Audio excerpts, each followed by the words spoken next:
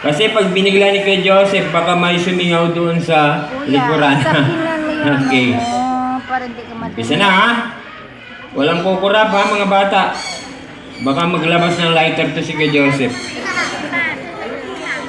Oh. May nakikita na ba kayo? Wala pa rin ako ha. Ayan, ako, fire na raw oh.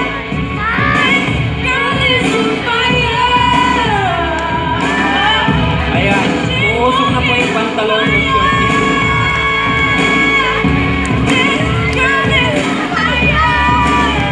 Pag driver ka, ilagay mo na sa third gear.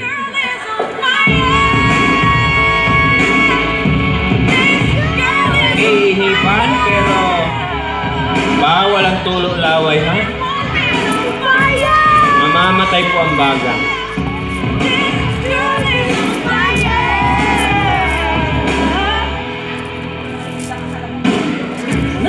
Okay, palagpakan natin si kay Joseph ha.